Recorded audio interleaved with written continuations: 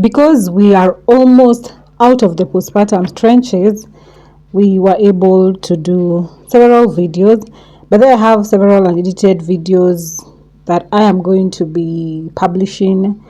I hope back to back weekly vlog, that I can promise. I wanted to do 2, but yeah, postpartum is ghetto.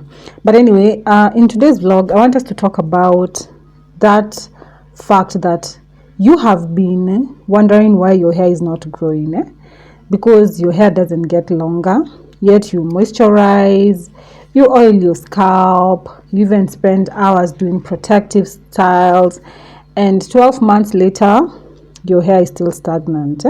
As you can see from the video, my baby has managed to retain quite the length, the volume. You guys, make sure that you watch until the end as we do this very beautiful up and down style on her natural hair, that we have not used any heat or unnecessary extensions, and usually very gently because her scalp is so sensitive. Just one pull like this, it gets those pimples and those things that come outside. It's really not easy, so I really have to be really gentle on the edges. But before we start, please make sure that you like this video, you consider watching until the end, and please subscribe to join the community. My name is Mumina. I'm a registered clinical nutritionist, and apart from that, I am into hair, like serious. I am heavy into hair. I love hair. In nutrition, usually say that one of the things that you assess to see if someone is living well and eating healthy is their hair. So of course I'm not far off.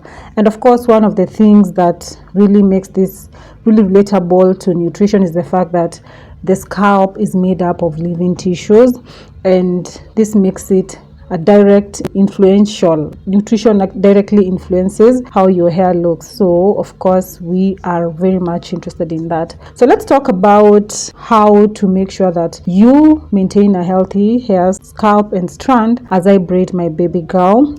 This is just for you to see how I grip. I'm not usually very heavy on tight styles, so I avoid really unnecessary manipulation, and that's one thing about us. So if you have been doing unnecessary manipulation, you need to stop. Let's talk about scalp health. Now, most people focus on growing the hair, and very few people actually focus on creating an environment where healthy hair can actually grow. Think of your scalp like fertile soil. If the soil is unhealthy, the plant will struggle. The same happens with hair. An unhealthy scalp may become itchy, it may become dry, it may become flaky, oily, inflamed, and full of product buildup. And over time, all this can interfere with healthy hair growth and increase breakages. That's why before thinking about oils and growth serum, always think about keeping the hair or the scalps clean. That is where we have our clarifying shampoo that we always start with in our hair care range. Of course, we do pre-poo. I pre-poo with coconut oil during the wash day. I also use the mist. Of course, you'll see how I do that. I'll put a small clip as well, and I don't want to strip away every bit of natural oil from my baby's hair or myself, so because I want to simply remove the dirt, the sweat, the styling products and build up while keeping the scalp comfortable. My shampoo comes in handy.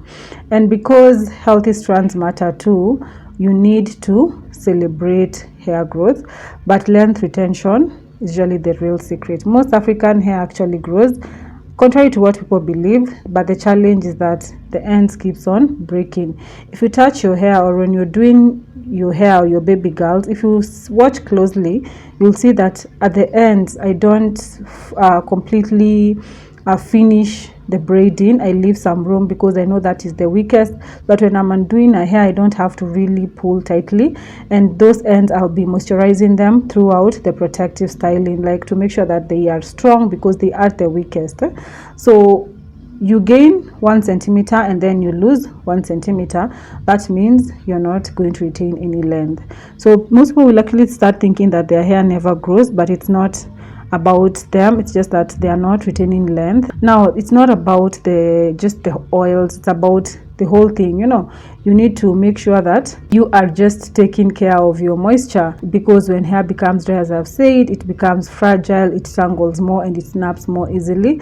That's why after cleansing, we always use our moisturizing conditioner, because the goal is simple: to restore softness, improve manageability, and reduce breakage. And one thing I'm introducing is the mist that you saw me applying when you saw this video, because I've noticed that most of my clients have a difficult time reapplying the chebe butter immediately after they do their hairs, or a week later, or even two. I decided to introduce the mist. This is basically a combination of cloves, hibiscus, and rosemary, and it will be retailing for $12.50. Yeah, because it's going to be a good one. And of course, you'll be using a small portion of it. You just dilute it with clear water, and you use it as a rinse after your conditioner, like something like a leave-in, but it's not a leave-in, but you can be using it every now and then. You spray it on your strands, your scalp. It can go anywhere, because it will actually now refresh your hair, because it has cloves, hibiscus, and rosemary. And the reason I love it is because it's lightweight, it's moisture, it's actually water, and it can actually reach the scalp and strands without leaving any form of buildup. It keeps the hair feeling fresh while making styling easier. The ingredients were intentionally selected for that, because I have been using them on my baby. I was just not selling them, but this is the time that I have thought about selling them, and I want you to have that experience. You don't even have to buy them from me. You can just go get rosemary, cloves, and hibiscus, and you soak them in boiling water overnight. You leave them, and then the next day you use that to actually rinse your hair and all that. It will actually help with all this goodness. And you can also be doing that occasionally when you are reapplying the chebe butter, because I want you to lock in the goodness and still make sure that your scalp and your strands are well taken care of when it comes to moisture. You don't lock in dryness. Remember, we say that chebe works best by locking in moisture, nourishing the strands, making sure that the scalp is free to grow. So when you add the necessary oils to increase the buildup, it makes it impossible for that. That is why, like, I think I've been able, if you can check on my baby's scalp, it's quite clean, but this time it was a bit dirty, because honestly postpartum has been heavy, and the routines that we were doing, you know, I was washing her hair like 3 times a week. Yeah, I know it's a lot, but I was doing that when she was showering. Now with postpartum, I'm having someone wash her for the first time in the 5+ years that she's been around.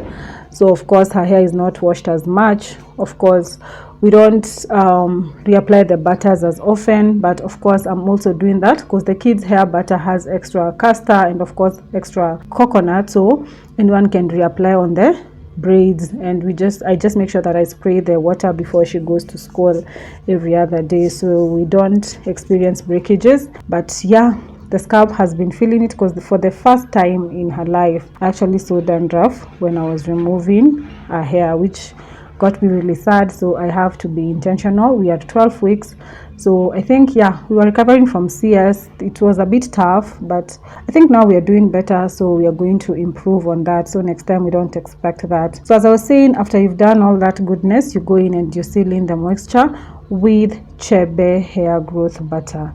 Think of moisture and butter as a team, water and our hair growth butter. The mist provides hydration, and then the butter comes in to slow moisture loss and protect the strands, which is especially important for naturally curly and coily hair that tends to dry out faster, our African hair. And this combination has really helped me and my baby prevent breakages. If you have time, you can check on a recent shot that I actually uploaded on this video. It is me 12 weeks postpartum, and remember that this hair was longer and I just cut it because at sometimes, I think 2023, 2024, I was going through life. They just said to chop it off. Yeah, I'll tell you guys one day about it, because your life happens. But I think the dramatic cutting off of the hair is over. That phase is over. I don't think I'm going to do that again. It's the second time that I've done that, but I will not be doing that. So we need to make sure that we maintain a healthy routine. And of course, one thing I always insist is on the protective styling. You cannot skip that. You know, we do so much when preparing our hair or preparing our hair for braiding, then we leave it to the salonist or the stylist to do whatever they want with our strands or our baby's scalp, and this is where the problem comes in. One thing you have to do as a mom, and I've actually learned as a mom, not every hairstyle needs extension. In fact, children have very sensitive scalp. They don't need the crazy extensions or heavy braids. No, like what I'm doing is very cute. It's a very simple up and down braid. It's neat, it's protective, it's comfortable, and most important, it's gentle on her scalp. And protective hairstyles should actually protect the hair and not stress it. Think about that. So if I can tell you one thing, you need to understand that no single product can compensate for poor hair practices. And even with our amazing products, if you're not actually intentional about consistency, you're not intentional about protecting the strands, protecting the scalp, making sure that you are retaining length, then you're going to still experience breakages even with good quality products. But I recommend that you get the product and then you improve your routine so that you can have very cute, very neat, and very demure hair, because African hair does grow, and the myth that we have been saying that we are not growing hair as African is a scam. So yeah, thank you for watching. I'll see you in the next one. Bye.